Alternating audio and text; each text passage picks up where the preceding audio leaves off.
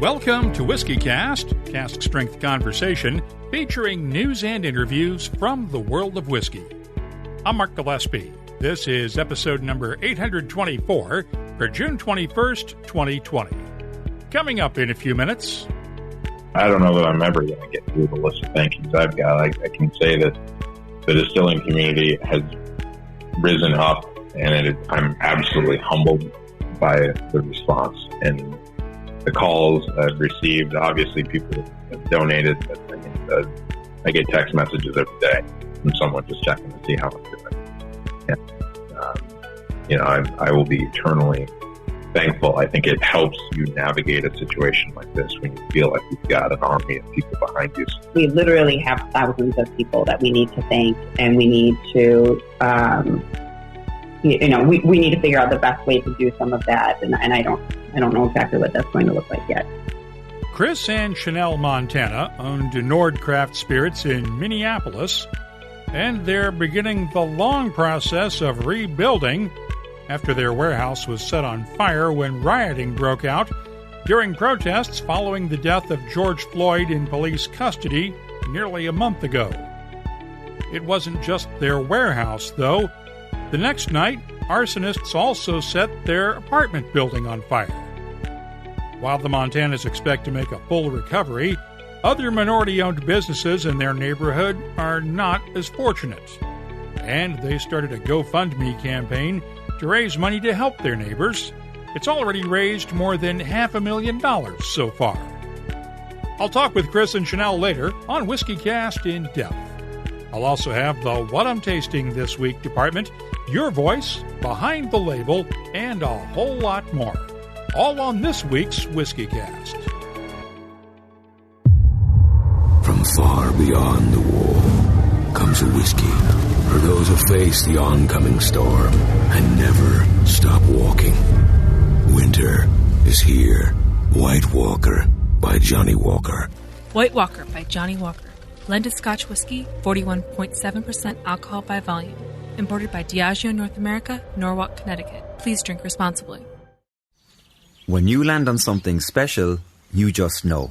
Redbreast, the quintessential single pot still Irish whiskey, and a proud sponsor of WhiskyCast. Let's get started with the news. It's brought to you by Heaven Hill Distillery. Sazerac is quickly becoming one of the bigger names in the North American whiskey business.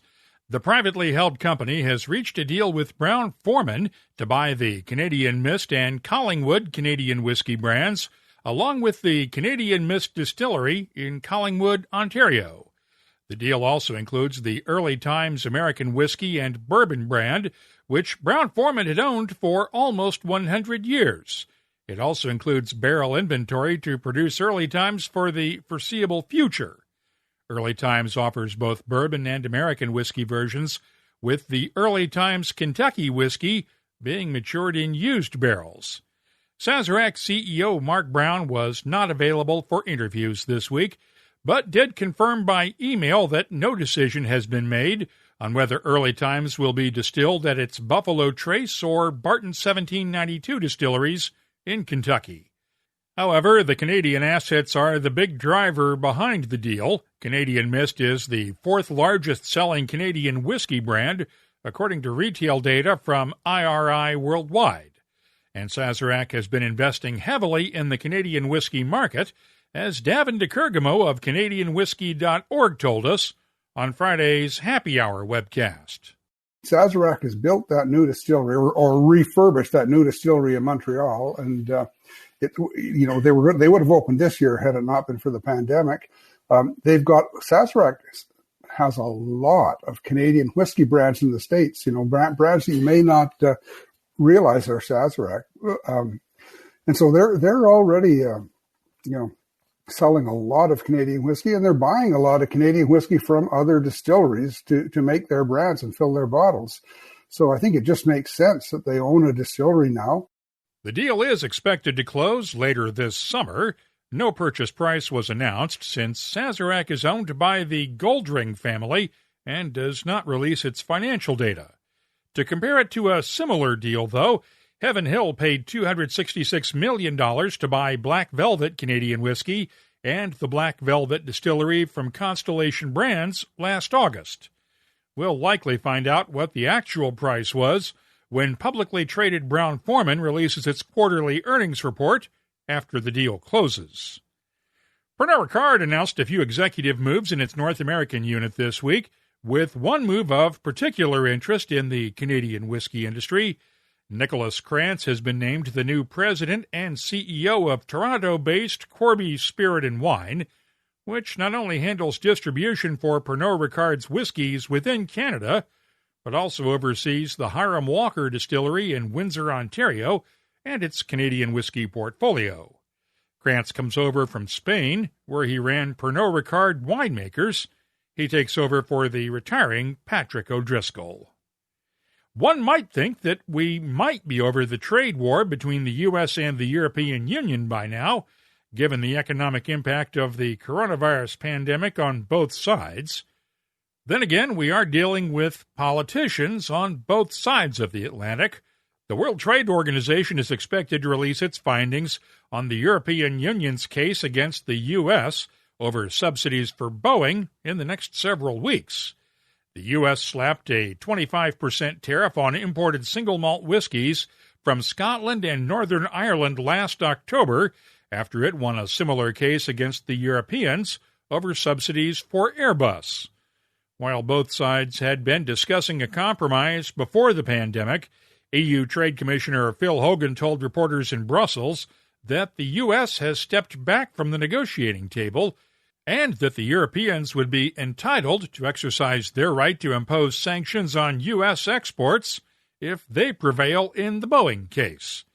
There is already a 25% tariff on American whiskey exports to Europe that will be 2 years old next week because of disputes over steel and aluminum exports.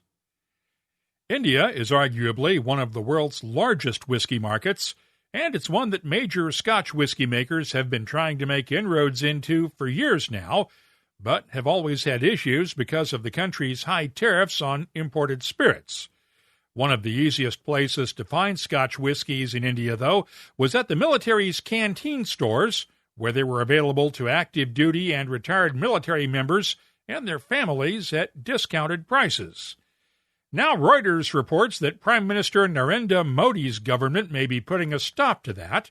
Modi has been leading what Reuters calls a vocal for local campaign to promote Indian-made products as a way to make the country more self-reliant following the COVID-19 pandemic. According to the Reuters report, the Defense Ministry did not place any orders last month with either Diageo India or Pernod Ricard India for imported spirits. A senior government official told the news agency that a formal decision prioritizing locally made products over imports was imminent. Last time around, we reported on several of the whiskey industry's diversity initiatives announced following protests in many U.S. cities and around the world over police brutality and racism.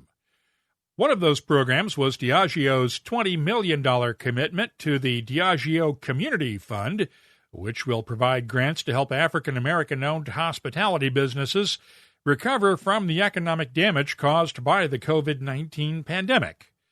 Dr. Danielle Robinson is Diageo North America's Director of Alcohol Policy and Reputation Management. In addition to leading the company's responsible drinking programs, she's also responsible for community engagement. Dr. Robinson was not available in time for last week's podcast, but told me this week that the $20 million is just seed money to get things started off.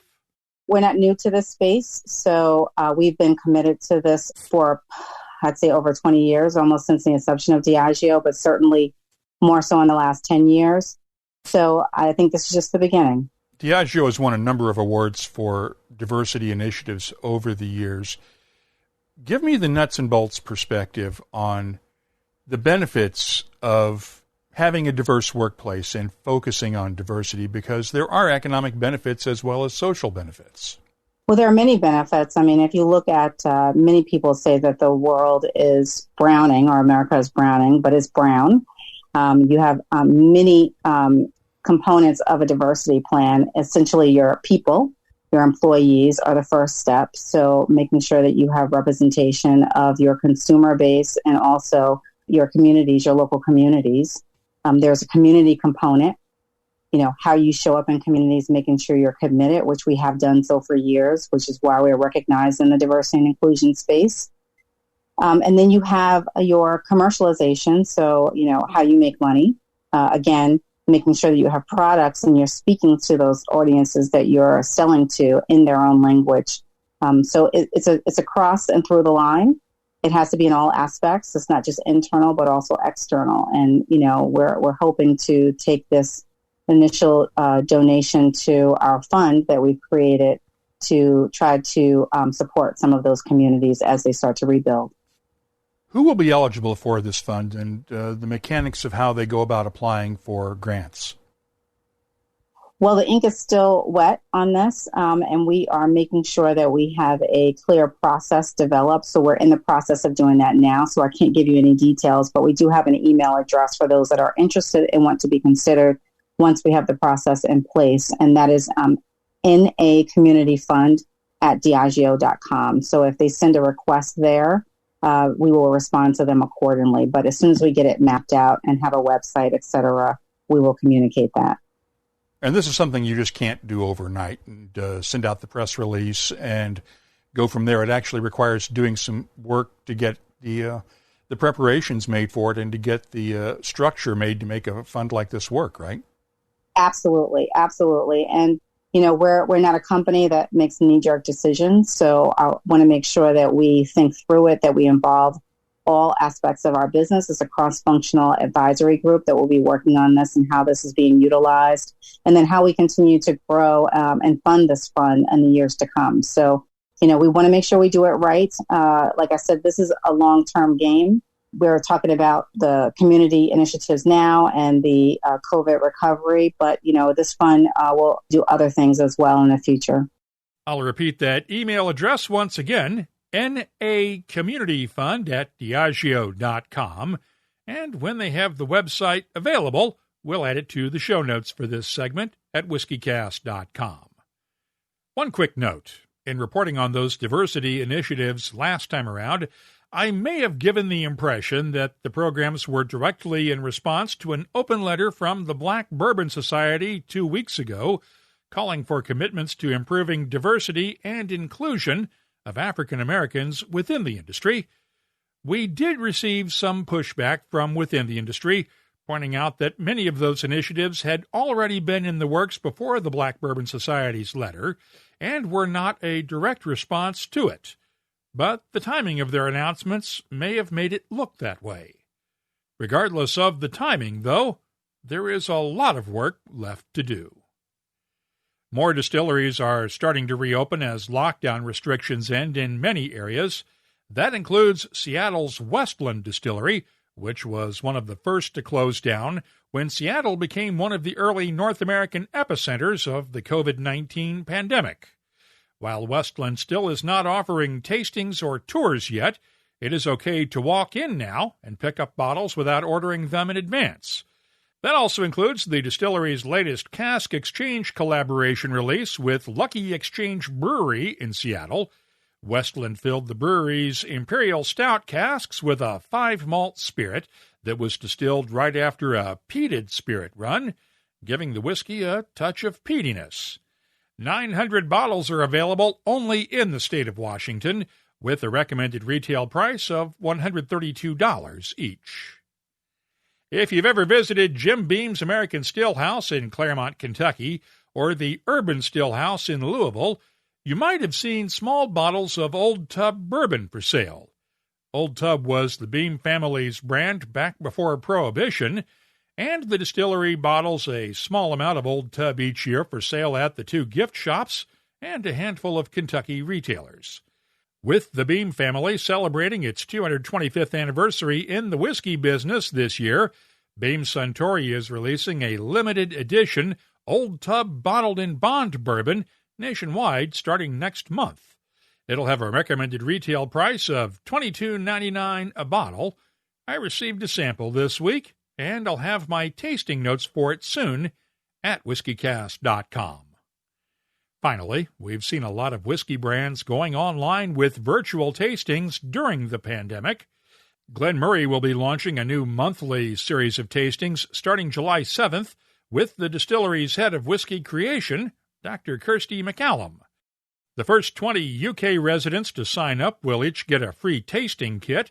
It includes samples of the distillery's new Madeira cask project and Rum Agricole cask finish project releases. A total of 50 seats will be open for each of the Zoom tastings. You can keep up on the latest whiskey news all week long at WhiskyCast.com. The news is brought to you by Heaven Hill Distillery and its new Larceny barrel-proof wheated bourbon.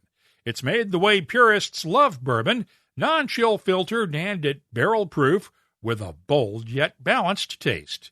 It's a new take on the old Fitzgerald legacy and started winning awards even before the first bottles hit the shelves. Look for it at a whiskey shop near you and get all the details at heavenhilldistillery.com. Think wisely, drink wisely. Don't forget to join us for this week's Whiskey Wednesday webcast. Chivas Brothers Director of Blending, Sandy Hislop, will be one of our guests. We do the live webcasts every Wednesday and Friday at 5 p.m. New York time. That's 10 p.m. London time, 2100 GMT elsewhere in the world. You can watch on our YouTube channel, Periscope, and Twitter, or on our Facebook page. And if you missed this week's webcasts with Nicole Austin and Connor O'Driscoll on Wednesday, or our Friday night happy hour show with Davin DeCurgamo and Brad Jaffe, they're available on demand on our YouTube channel. Time now for the calendar of events brought to you by Catoctin Creek Distilling. We do have more event changes to update you on this week. Bacon and Bourbon, scheduled for July 18th in Charleston, South Carolina, has now been canceled. They'll try again next February. Bar Convent Brooklyn in New York City on August 11th and 12th has been canceled and will be replaced by virtual seminars online. And the San Diego Spirits Festival, originally scheduled for the end of August, will now take place on October 31st and November 1st. In the meantime, the Scotch Whisky Experience in Edinburgh, Scotland, is tentatively planning to go ahead with its first Scotch Whisky training school in a while on July 7th as of now. Moonshine University in Louisville, Kentucky, plans to hold its first Stave and Thief Society Executive Bourbon Steward course on July 17th. The Bristol Whiskey and Spirits Festival is still set for the 18th in Bristol, England, and Belfast Whiskey Week will take place with a series of online tastings between July 24th and August 1st. Whiskey Live in Perth, Australia remains on the calendar for August 7th and 8th, along with the Whiskey Fringe in Edinburgh the 7th through the 9th of August. As always, events are subject to change at the last minute, depending on local public health requirements because of COVID-19. So please make sure you check with event organizers before you make any travel plans. We'll keep updating the calendar at WhiskyCast.com as we get word on changes. The calendar of events is brought to you by Catoctin Creek Distilling, makers of Virginia's most awarded spirits. You'll find their Roundstone Rye at fine whiskey shops in 26 U.S. states and 3 continents, and online, too. Visit the Where to Buy page at CatoctinCreekDistilling.com to find a retailer near you. And please drink responsibly. The search never ends, but it's nice when you can come in for a landing, pause and explore the silky smoothness of single pot still Irish whiskey, matured in the finest bourbon and Oloroso sherry casks. Land on Redbreast, then be sure to pass it on. Proud sponsor of WhiskyCast. WhiskyCast In-Depth is brought to you by Mortlock. 2020 has been a year that will never be forgotten for many, many reasons. And who knows what the second half of the year will bring us. Back in March, I spoke with Chris Montana of Du Nord Craft Spirits in Minneapolis, Minnesota, during episode 811. We talked the day after he'd been forced to lay off his entire tasting room staff when state officials shut down bars and retail businesses as COVID-19 spread through the country. That was bad enough. But he pivoted to making hand sanitizer and was able to bring some of his workers back. Until 4 Minneapolis police officers arrested George Floyd on May 25th. One of them put his knee on Floyd's neck for 8 minutes and 46 seconds during the arrest, killing Floyd. The now former officers are all facing criminal charges, but Floyd's videotaped death led to a nationwide and global discussion about racism and police brutality, along with massive protests in Minneapolis and many other cities. Du Nord's Distillery is on 32nd Street in the Lake Street neighborhood of Minneapolis. It's about 4 miles away from where George Floyd died, but it's just around the corner from the Minneapolis Police 3rd Precinct Station. What had been peaceful protests during the day turned violent on the night of May 28th, and the building housing Du Nord Craft Spirits was just one of many set on fire that night. Chris Montana was at home a couple of blocks away when the distillery's sprinklers went off.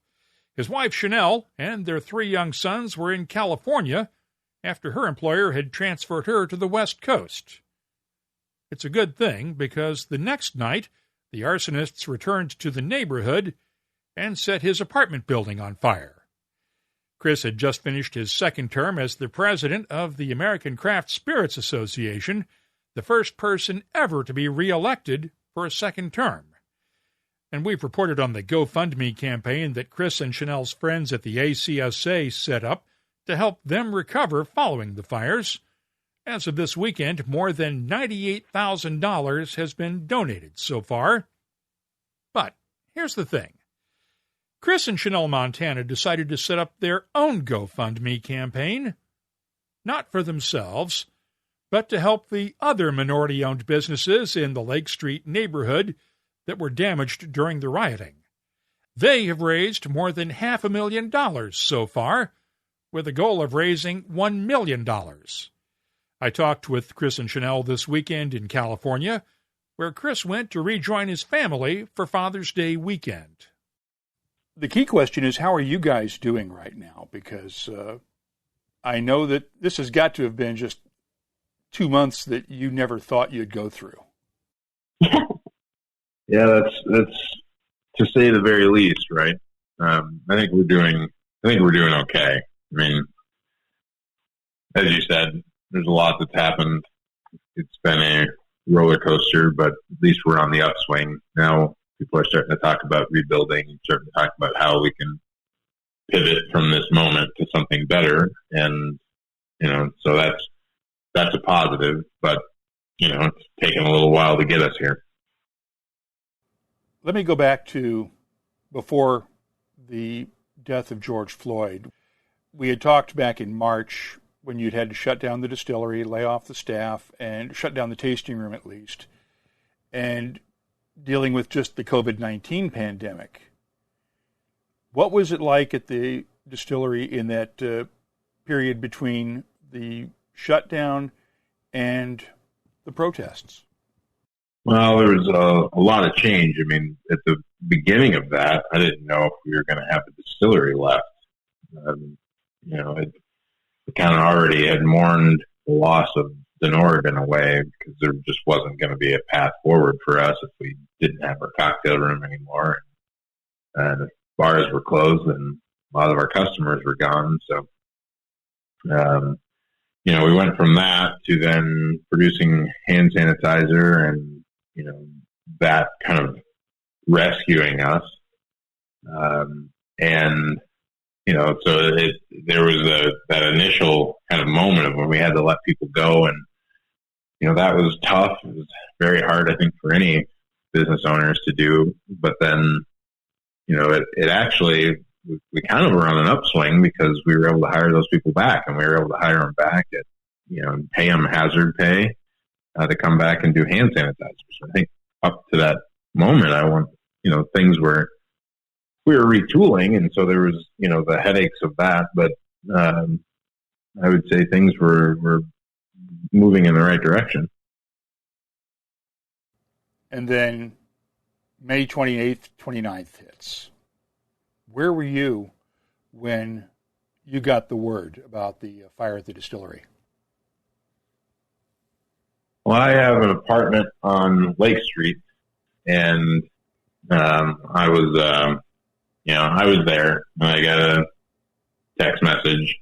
The owners of the building were monitoring everything, and when the alarms went off, and we knew that the sprinklers were on, that was about 2:00 in the morning. But at the time, we had a curfew on, and I wasn't going to go out at 2:00 in the morning with tensions being as high as they were, and I feel like I'm the exact person who should not be outside and having interactions with police. So I had to wait till the sun came up, and so I waited until about 6:00 before I could head over there. And what did you find? Well, when I got to the place, the buildings were standing. I wasn't really sure what I was going to see when I came around the corner, but the buildings were standing. There was just smoke coming out of our warehouse, which we had, the irony of the situation is we had moved things to the warehouse thinking that the warehouse would be safer because it didn't have any windows. But the original distillery and the cocktail room were completely untouched, but there was smoke coming out of the warehouse. There was water everywhere, just kind of running out into the street. And when I opened the door to the warehouse, there was about a foot of water came rushing out. And, it's 3,500 or so square feet with a foot of water in it. I mean, that's a lot of water. And that had been coming down for hours. So at that point, you couldn't really see much. You could tell there were some fires inside, but there was so much smoke you couldn't really navigate it at all. And each time that the sprinklers got turned off, the flames jumped up, and so I had to go in there with the sprinklers on. And the only reason why I went in there, and I told what little remained of the police, I suppose, the day before, that if a fire was set in there, to just let it go, because if you don't know where the tanks are, you don't want to be in there when one of them ruptures and there's ethanol everywhere and you're in the middle of the fire. So I just don't go in there. I went in there because I knew where the tanks are, and so I could see where the flames were coming from. I knew that I had some time. And so, I went in and put out the one remaining fire that was still going, which really was just about, I had, pallets of hand sanitizer, which were all on fire, and, had to tip them all over so that way they got into the water and could extinguish. And then, we tried to drain the place out. I think it has to be a blessing that the fire never got to those tanks or to your inventory of spirits, because if that had caused an explosion, it would have cost some people their lives, I'm sure, outside the building. Definitely. Yeah, and it wasn't for lack of trying. I mean, they tried to set, we had some IBC totes, and we found them with rags on them, and the tops were all melted, but I think the sprinklers kicked on at the right moment and kept it from going up. We later found out that there were people in the bakery. There was a bakery attached to the motor in the back, and we didn't know anyone was in there, but apparently they were. They were working that night, and so they were there when people broke in. They smelled the smoke, and they were afraid, and so they hid. And they hid by a big dough proofer, and their plan was to hide in that dough proofer if they saw anyone get into their space. So if those ethanol tanks had gone and the building would have burned, they would have been stuck inside a big metal box. So it's not just lucky in terms of the building or inventory. I mean, they did set our inventory on fire, so we did lose all the inventory that we had, but no lives were lost. And there very nearly were fatalities in that building. I know that your staff earlier in the day had posted signs on the front of the building on the street side indicating that this was a black-owned business. But there were no signs on the rear side where the fire was set, right? That's correct. Do you have any idea, or are police even trying to investigate and figure out who set this thing? Police in Minneapolis has to be said in air quotes right now. The ATF is investigating, and there's all throughout the city, there's a wealth of video footage. And from what I understand, it's fairly clear that there were the protesters, there were the rioters, and then there were the people setting fires. And there were teams going around setting these fires. And that's what from what I've been told, although honestly I haven't gotten all the information, there's more to investigate than just fires. I mean, we had people going around after the fact targeting Black and brown owned businesses and, shooting at them and trying to set them on fire. So at one point it was, it was helpful to be known as a Black owned business, but then after those 2 days, then it shifted and became a liability. So there's a lot to look into. We've picked up shell casings outside of Denord and found stashed weapons and all types of stuff. I mean, I think it's going to take them a while to fully unpack everything that happened. Yeah, in that regard, I would look at some of the press releases that the ATF has put out. They've actually arrested a number of individuals. At this point, I don't think any of them are from the Twin Cities. There's some from greater Minnesota, and I want to say Colorado and Iowa, who have been linked and are now arrested for strategically setting fires like this. Do you know what their political or anti-political connections were? I don't want to name groups on either side, but any idea where of those people who were arrested, what their persuasions or what their political motives might have been?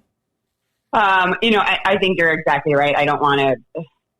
There was no name that I saw in any of the releases or that we've been informed of, but other than they were professional arsonists looking for an opportunity to set fires. And then the fire at your apartment. That was the next night or later that night? Yeah, well, so Friday morning the fires were set early Friday morning, 2 a.m. Friday morning. So that night, Friday night, Saturday morning, ironically also at 2 a.m., fire was set to my apartment building. That's how I woke up, looked out the window, and once people saw the lights coming on, I'm not sure if folks thought that the apartment building wasn't occupied or what, but, I looked out there and people just frantically waving on the street, get out. I had to get out of there quick, and, at the time Shanelle was in California, and I, called to wake her up to have her navigate me out of the cities because I didn't know where the police were and I didn't want to run into them. Obviously couldn't stay in the apartment. And I just didn't know where, there were at that point, there were directions you just couldn't go because the fires were so intense. I mean, you had structure fires on both sides of the street and there was hundreds and hundreds of buildings on fire. So, I think fairly groggily, she helped me figure out what roads I could take to get out of Midtown. And, I got to a hotel, basically the first hotel that I got to, and I ended up staying there for 4 or 5 days. Yeah. Shanelle, what did you think when he called you first about the distillery fire and then about the apartment fire? What was going through your mind out in California? Well, I think in many ways, Chris felt helpless, and I, definitely felt helpless being away. But also, they're just, we wrote a Facebook post sort of to the community as an update before the fire at Denord. And the way at that time we phrased it is we're giving Denord to the community because it really was like you're helpless. There's nothing that you can do. Like, you're not going to stop that momentum and the desire for destruction that, eventually sort of overtook the city. And you just have to sort of let it go. And I will fully admit that, after finding out, you find out the first night exactly what happened. You can see it on the news. And then the next night when Denord did have a fire, I was very angry, on top of being helpless. And it took me a while, I think, to really figure out, what are you angry about? Who are you angry at? What could be done about it? And at the end of the day, there really wasn't a lot that you could do. You are sort of just at the hands of what's happening. However, what I think turned the tide for me was looking at the reaction of a lot of the small business owners in the area, conversations between Chris and I, and seeing the broader picture and really identifying that this is, it's stuff. And it's a distillery, and it's something that, yes, Chris has put and our family has put our heart and soul into. But at the end of the day, if this can be the catalyst for real change, if this can open the eyes of a lot of people to what's been happening for centuries in our country, then losing the stuff is fine. And it took me a while to get there and to get over the initial shock and anger and helplessness. But once I could reframe it that way, then, it just is what it is, and we'll rebuild, and the community will come back stronger. And there really isn't, I don't know of a more tight-knit, stronger community than the area that was hit, and just seeing them come together. I flew out on Saturday morning, the day after everything happened at Denord, and just seeing, families and friend groups and everything walking around with shovels and brooms and everything they could. I mean, the streets of Lake Street after all of that happened night after night were spotless the next morning because of the amazing people that came out and cleaned them up immediately without question. So, in the end, I had a lot of hope about what could happen. It would have been easy for the two of you just to walk away after having the distillery wiped out like that. It would have been just as easy to say, screw it, we're out of here, and relocate out to California. But you didn't do that. The fund that you set up to help your neighbors on GoFundMe has just exceeded all expectations and has just been heartwarming to see that even though you suffered a serious loss, that you wanted to do something for the greater good for the community. Where did the inspiration for that come from? Well, I understand perhaps how it might look that, your business gets damaged and yeah, it seems like you could just pick up and walk away. But in a lot of ways, it would make it harder to do that. That our business is part of that community. We know that community. I grew up in that community. And I think that the riots, the damage, not really to us, but to everyone else, made it that much more important that we get even more integrated into the community and dig deeper. Not everyone had, in the days after those fires, we really received a lot of attention. And the distilling community, Margie at ACSA, and, a series of others, I think Paul Letko just started haranguing people into supporting us. And, the outpouring of support that we had, it was clear that we were going to be able to survive this thing. But not all businesses have that kind of visibility. And, if a couple GoFundMes were set up for us, but that's not the case for every one of these little small businesses that maybe had a loyal but small following, but still were integral parts of the community and the general fabric. That Lake Street corridor, if you've never been on it, it's hard to describe, but Minneapolis is a fairly diverse city, but if you want to see all aspects of it, just drive from one end of Lake Street to the other.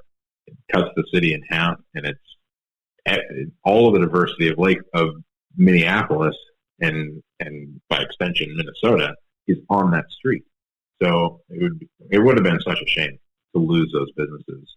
And so I think that, it was really the only thing to do.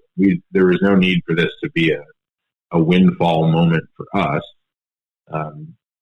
We could divert some of that energy and use it for a greater good. And while that, it's a Wellstone quote, we all do better when we all do better. But if the Nord's sitting in the middle of a wasteland, that doesn't help us either, right? I mean, we need those businesses to come back. We need people to want to be in that area. And if it just turns into cookie cutter, a series of Quiznos and Applebee's, I mean, it's not going to be what it was. It's going to lose the charm that it had, and we're going to lose the people who made it what it was. And so, it's I think our duty to a point to do what we can. And in that moment, what we could do was try to raise some money for some other folks. And thankfully, the support for that fund has far exceeded what our expectations were. I think we originally hoped to raise $30,000. We're, well over $500,000 now, and the fund continues to grow. So I'm looking at the GoFundMe page right now, and it's $567,314. And that's, I think particularly for people who are in the distilling industry, you think, well, you could start half of a distillery for that. But for a lot of these businesses, a lot of them were either uninsured or underinsured. And I'm speaking specifically about the businesses owned by persons of color. And that's, there are a lot of reasons for that, but most of it goes back to limited access to capital. And, you might only need, if you've got no insurance at all, but all your windows are broken down and, you have no inventory, a $10,000 check might be the difference between you being able to reopen or you having to shut down. And I feel like it would be just pathetic if we lost some of these businesses when they might have just needed to fix a window or might have just needed to, who knows what it would be, but something, that little boost to get them back up into business. And so $500,000, and we raised that, we put the goal at $1 million. And because why not go big? And, but even the money that we've raised to this point, those checks, we're going to start writing checks in a couple of weeks here. And I think it's going to do an awful lot of good. So I want to make sure that we are on record as, thanking all of those people. I mean, thousands of people have given to that fund. And it's heartwarming. These days, I shed a lot of tears in the past few weeks, but most of them have been because of the support that we've received. And it really is remarkable how many people have stepped up. So let's talk about the rebuilding, the phoenix rising from the ashes, if you will, so to speak.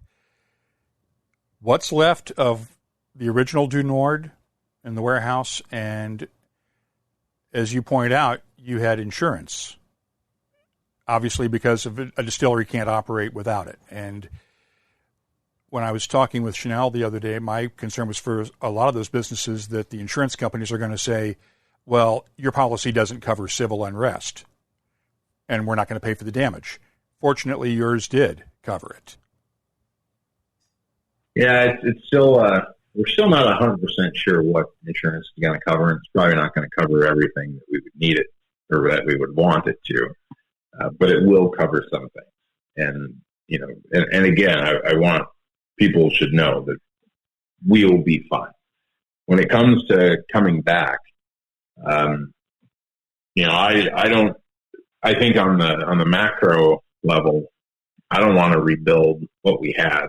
And I don't want to rebuild, going back to, if normal was what it looked like the day before George Floyd was murdered, that normal wasn't working either. So I want to go back to something better. And I think of that for the Nord.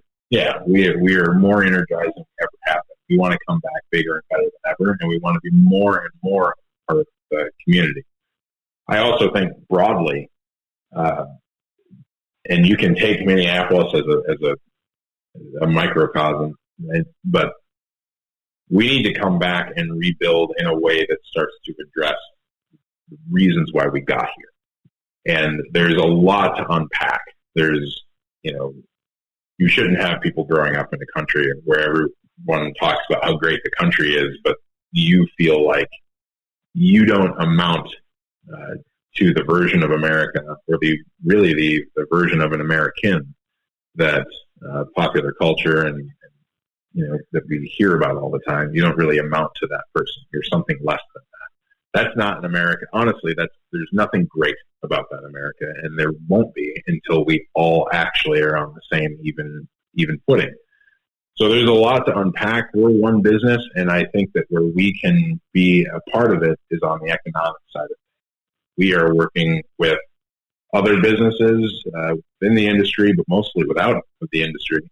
And we are working with our local government because we want there to be a vision for the rebuild that starts to build the economic power within some of these communities of color. There's not a lot of businesses owned by people who look like me. And for those that are out there, they rarely own any property.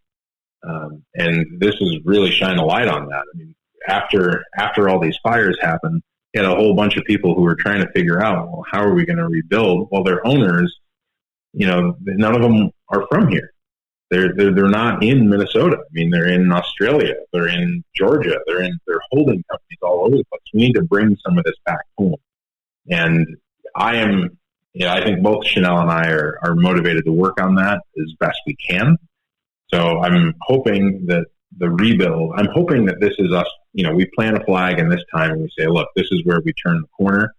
And when we're showing this to our kids 20 years from now or 10 years from now, whenever, we can say, well, the reason why this area is so remarkable is because of what happened in 2020. It is because this horrible thing happened, but it was the smack upside the head that we needed to finally get this right. Shanelle, you've been kind of quiet throughout all this. What were you thinking during all of this? Well, and part of it is, with my quietness, I suppose is that, I think we're still figuring out exactly what this is going to be, what the North is going to look like.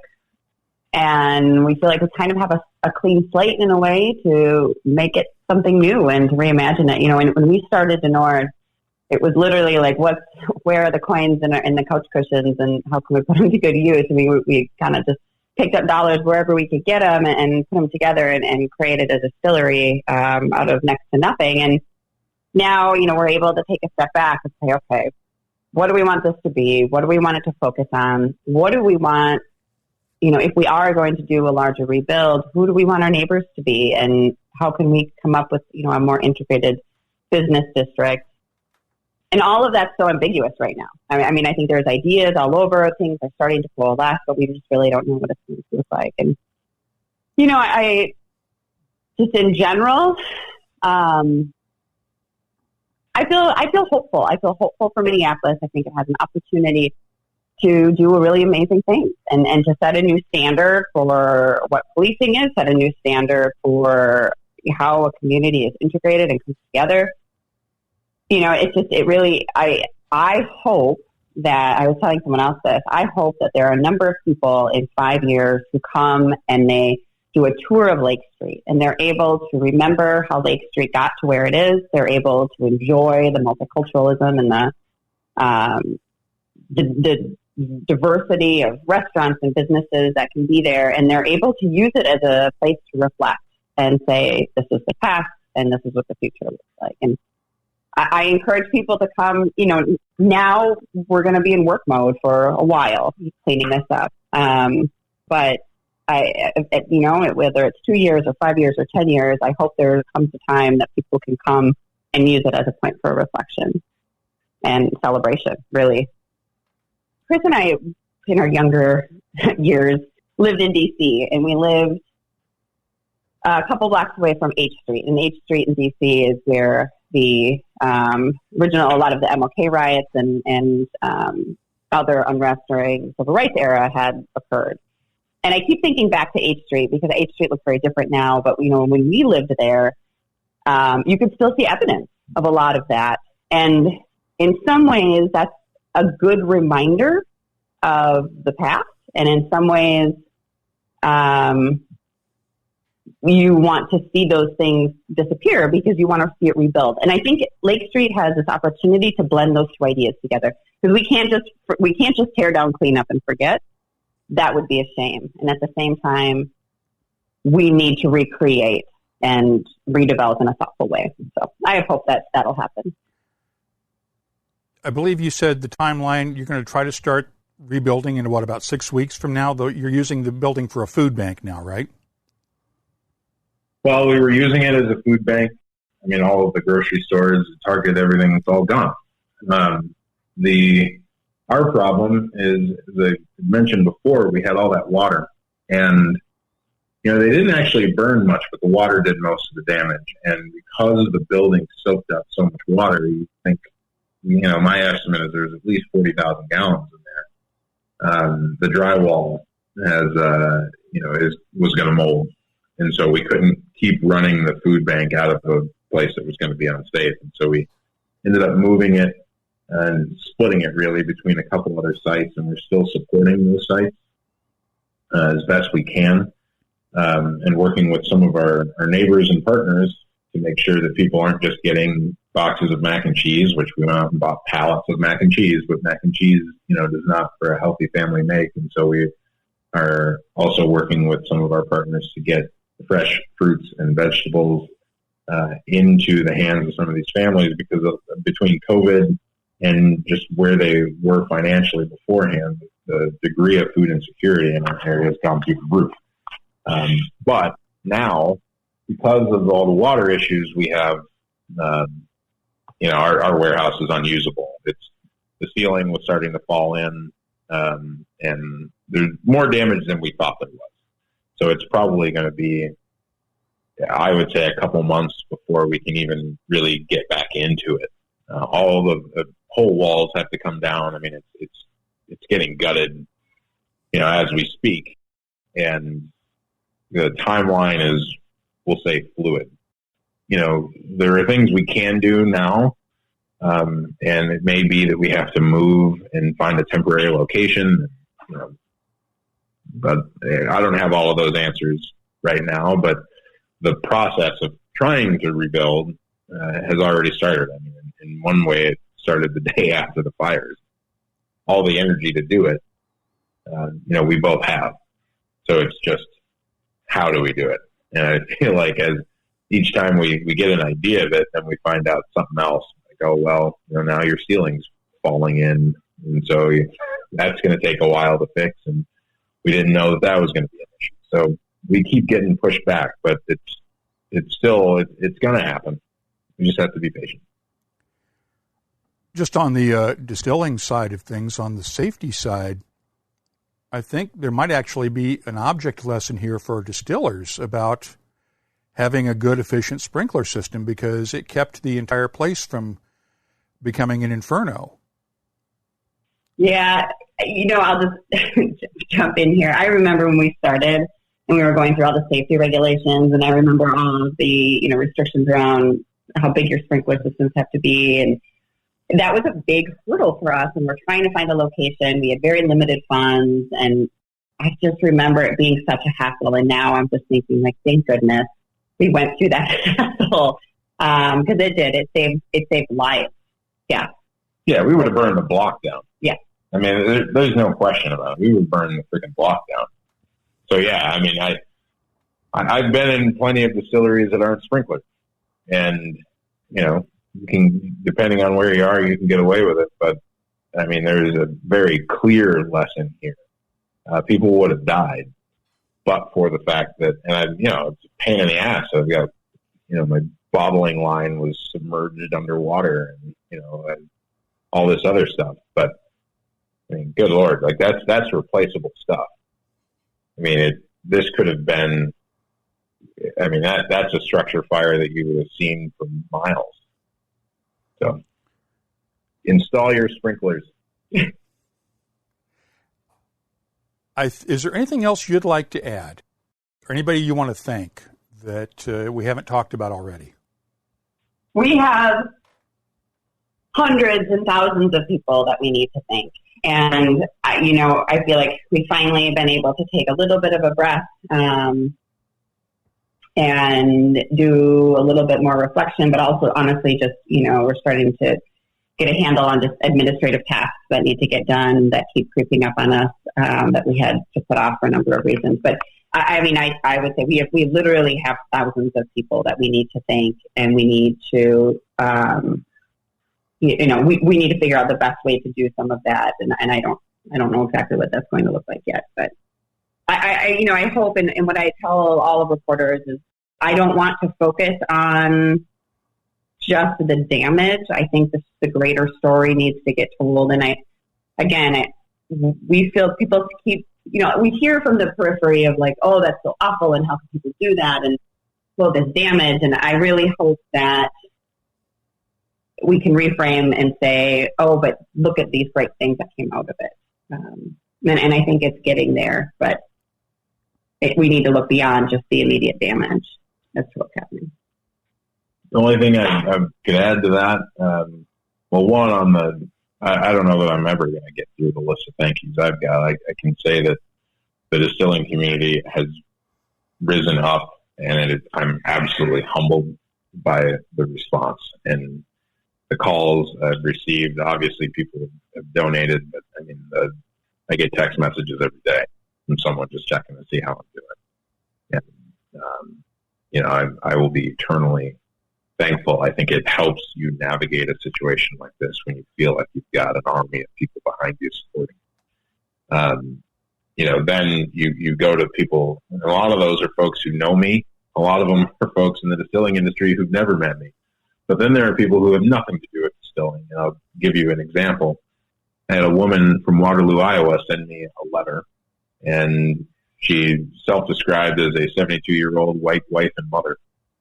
And, I won't read the letter, but she essentially said, I just want to support you in whatever way that I can. And in that letter, she enclosed a $5 bill. And that's someone who I'm never going to meet. And she knows that she's not going to meet me, but she wanted to support in whatever way that she could. And at that moment, that's what she could do. I think the thing that we've got to remember, and if there's one thing I'd want to add on top of all this, is that this is a particularly notable moment in time. But we've had notable moments in time, and we typically end up turning a page. What I think we all can do, whether we have the money to give, the time to give, or the expertise to give, we can keep talking, because I want the only way that we get to the ultimate goal, which isn't really about rebuilding Denord. It's not about rebuilding Lake Street or St. Paul or any of the other cities that experience damages. The only way that we get to the ultimate goal, which is where people of color in this country don't have to explain to their kids about how they have to, deal with the police differently, and how, their color or their ethnicity is going to change or limit their full realization of being an American citizen. The only way that we get there is if people keep talking. And the urge is to stop talking. The urge is to turn the page and say, well, now there's sports to watch, there's elections to argue about, there's all these other things. But for a person of color, and I don't really mean to make this preachy, but for a person of color in this country, you never stop thinking about race relations, because it's hitting you in the face every second of every day. And if we want to get to a place where we move past this, it's not going to take guys like me talking about it, right? It's got to become a national conversation where everyone is thinking, how can we address this? And the only way we could possibly get there is if we keep having conversations, we ask tough questions. I think that we have to get to a place where people can ask questions and not be attacked for not knowing the answers already. And we need to, a year from now, are we still talking about George Floyd? 5 years from now, are we still talking about not just George Floyd, but everyone who came, before him? And my guess is those who will come after and have come after already. That, I think, is the true measure of whether or not this was the moment in time that we want it to be. This was the turning point. And so I want to be a part of that. If anybody ever wants to talk to me about it, I will be that guy. But I think that those conversations can happen in any community, anywhere in the world, as long as we just don't turn the page. We've posted links for Chris and Shanelle Montana's Du Nord Riot Recovery Fund in the show notes for this episode at whiskeycast.com. And I know this is a long shot, but if you have any information that might help identify the arsonists, please contact the Bureau of Alcohol, Tobacco, and Firearms Office in St. Paul, Minnesota, or the FBI. Thanks to Chris and Shanelle Montana for sharing their story with us. WhiskyCast In-Depth is brought to you by Mortlach, whiskey's best-kept secret. Hidden away for decades in some of the world's most famous Scotch whiskies, comes a single malt inspired by an original for a fortunate few. Discover the entire Mortlach lineup at malts.com. The What I'm Tasting This Week department is brought to you by Sagamore Spirit. Let's start off with the new George Dickel Bottled in Bond Tennessee Whiskey, No. 2. While last year's debut release was a 13-year-old whiskey, this one is 11 years old and was distilled in the fall season of 2008. Of course, it's bottled at 50% ABV. The nose has notes of molasses, dark honey, toasted caramel, and hints of cooked fruits. The taste is full of black cherries, caramel cola, touches of black pepper and allspice, while honey and molasses hold it all together in the background. The finish has a lingering touch of black cherries, along with subtle spices and caramel. Last year's version won a bunch of awards, and I think this one is even better. I'm scoring batch number 2 of the George Dickel Bottled in Bond Tennessee Whiskey a 92. Glenmorangie shook up a couple of its core expressions recently, taking Quinta Reuben from 12 to 14 years old and removing the 12-year-old age statement from Nectar d'Or. That one is still finished in Sauterne wine casks and bottled at 46% ABV. The nose has touches of green grapes, white wine, citrus fruits, honey, and vanilla. The taste is thick and fruity with hints of orange peel and citrus, followed by a burst of white pepper that fades to reveal green grapes and vanilla, along with the citrusy touches. The finish, long and dry. I'm scoring the Glenmorangie Nectar d'Or a 91. I'll have more tasting notes in just a minute, but first, this week's tasting notes are brought to you by Sagamore Spirit Rye Whiskey and its new Brewer Select Rye Ale Barrel Finish. It's a collaboration between Sagamore Spirit in Maryland and Sierra Nevada in California, where they filled Sagamore Spirit whiskey barrels with their red ale beer, then shipped the empty barrels back to Maryland to give Sagamore Spirit Rye a unique touch. Look for it now at select retailers. Get the whole story at sagamorespirit.com. Back in April, I talked with New Riff Distilling's Jay Arisman about the distillery's Backsetter Bourbon and Rye in episode 815. First, a quick refresher. The sour mash process is based on backset. It comes from the stillage left behind in a still after a batch of whiskey has been distilled. That stuff is full of spent yeast, and distillers will take a bit of liquid backset and add it to a fermenter that's being filled with mash and yeast. It tweaks the pH factor of the mash and helps kickstart the fermentation process, but you have to use it quickly before it goes bad. 4 years or so ago, New Riff had distilled a batch of peated whiskey and had some peaty backset left over when it was time to get back to making their usual mash bills. So they got the idea to experiment with using some of that peated backset to make rye and bourbon. The barrels were kept separate from their regular mash bills and are now available as New Riff Backsetter Bourbon and Backsetter Rye, both bottled in bond at 50% ABV. The bourbon has a hint of campfire smoke on the nose, along with toasted caramel, roasted almonds, honey, and pipe tobacco. The taste is spicy with clove, cinnamon, caramel, roasted almonds, and the smokiness comes alive as the spices start to fade and lasts through the finish with subtle traces of spice underneath. I'm scoring New Riff's Backsetter Bourbon a 92. On the other hand, the rye has gentle baking spices on the nose with just a kiss of campfire smoke and hints of honey, black cherries, and pipe tobacco. The taste has good spicy notes of cinnamon and allspice that are complemented by a gentle smokiness, linseed oil, and a touch of black cherries. The finish is long with subtle touches of spices, smoke, and black cherries. I'm scoring the New Riff Backsetter Rye a 91. Finally, here's one note from last week's podcast when I shared my tasting notes for Stauning Whiskey's vermouth cask finish Danish rye whiskey. It was to have been released this spring, but has now been delayed until the fall because of COVID-19. As for this week's whiskeys, I'm adding my tasting notes for them to the searchable list of 2,900 different whiskeys at WhiskyCast.com. The What I'm Tasting This Week department is brought to you by Sagamore Spirit Rye Whiskey. From deep in the north, far beyond the wall, the howl of the frozen wind brings word of something new. A whiskey from the land of always winter, for those who face the oncoming storm and never stop walking. Winter is here. White Walker by Johnny Walker. White Walker by Johnny Walker. Blended Scotch whiskey, 41.7% alcohol by volume. Imported by Diageo North America, Norwalk, Connecticut. Please drink responsibly.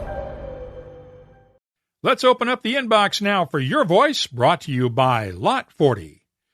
We mentioned the Crown Royal Bourbon Mash, also known as Blender's Mash, Canadian whiskey on the Happy Hour webcast Friday night. Greg Unrau of Calgary, Alberta, posted this comment on YouTube this weekend. Thanks for the Canadian content, Mark. Very interesting chat.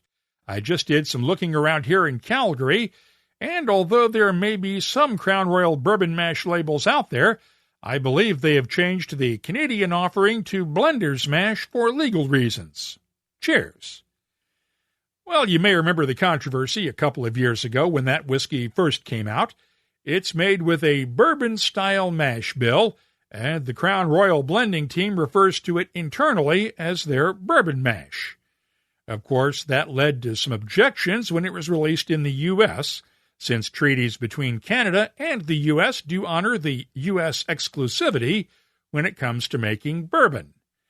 Crown Royal was allowed to sell off the existing stock already in the U.S. In fact, I have a couple of bottles of it. But they then had to change the name to Blender's Mash in the U.S., but Crown Royal did keep using the Bourbon Mash name in Canada for a while. It looks like either that policy has changed or they're selling off the remaining stocks. I'll try to get an answer from Diageo on that for you next time around. Now, if you follow U.S. politics, you have probably picked up by now on the fact that stuff tends to hit the fan news-wise late on Friday nights. It's referred to in Washington as the Friday night news dump, and it's been a tradition in the capital city for many years now. The idea is that by releasing bad news at the start of the weekend, it usually dies down by Monday morning.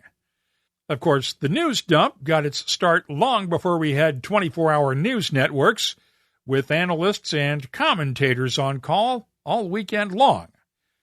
Friday night, I tweeted out my sympathies to all of the pundits who can't enjoy a glass of whiskey or something else on Friday nights, since they may have to go on live television on short notice.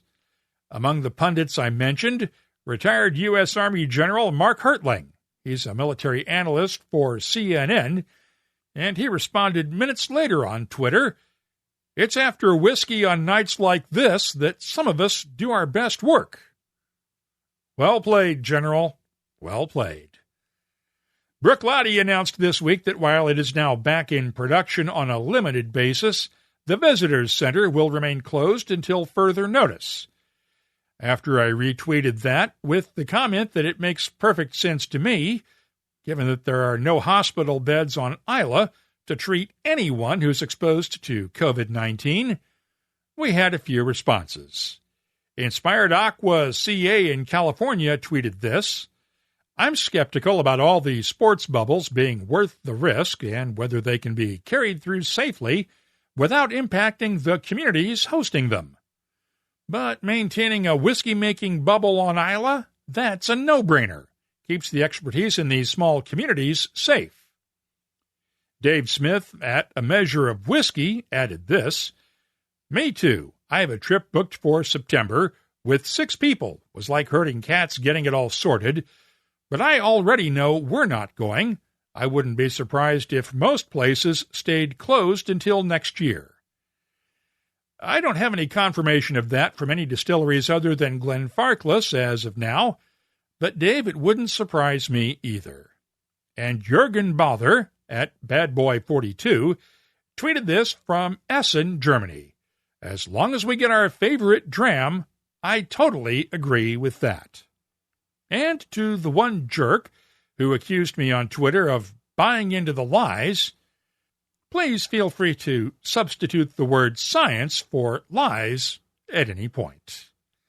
If you have something you'd like to share with whiskey lovers around the world, you can always get in touch with us on Twitter, Facebook, or Instagram at WhiskyCast. The email address is comments@whiskycast.com. Your voice is presented by Lot 40, Canada's 100% pot still rye whiskey. Lot 40, unapologetically Canadian. Please drink responsibly. Let's wrap things up now with Behind the Label, our look at the history, science, and other things that make whiskey unique. It's brought to you by Writer's Tears. I spend some time on Quora.com each week answering whiskey questions and found an interesting one the other day. Who is the father of craft distilling? Well, the first thing is you have to keep in mind that what we think of today as craft distilling isn't really anything new. It's just distillers doing things the same small way the big boys and girls did when they were starting out decades ago. It's safe to say that most of the major distilleries in the U.S., Scotland, and Ireland can probably trace their heritage back to farmers distilling their own grain on a small still somewhere and taking their skills with them as they migrated from Europe to North America. If you had to pick the fathers of modern-day craft distilling, though, it would probably be people like Hubert Saint-Germain, Jorg Rupp of St. George Spirits, and Steve McCarthy of Clear Creek Distillery in Oregon. All three started out with small stills in the 90s when distilled spirits were at a low point in popularity. You can also make a good argument for Chuck Miller at Belmont Farm Distillery in Virginia, who took his family's old moonshine recipe and went legal with it back in 1986. You'll find my 2011 interview with him in episode 340 in the WhiskyCast archives, in which he described himself as America's first craft distiller. If you have something you'd like us to look at on an upcoming episode, just use the contact form at whiskycast.com to get in touch with us. Behind the Label is brought to you by Writer's Tears. Writer's Tears Copperpot, a unique triple-distilled premium Irish whiskey, combining single malt and single pot still. First fashioned in the 1700s and still a rarity today. Sure, as we say in Ireland, what's rare is wonderful. Writer's Tears Copperpot. That's all for this edition of WhiskyCast. You'll find links for the stories in this episode in our show notes at whiskycast.com. That's also where you'll find the latest whiskey news, my tasting notes, the calendar of events, the whiskey photo of the week, and, of course, a complete archive of past episodes all the way back to 2005. We'd love to hear from you. You can always get in touch with us on Twitter, Instagram, and Facebook at WhiskyCast. The email address is comments@whiskycast.com.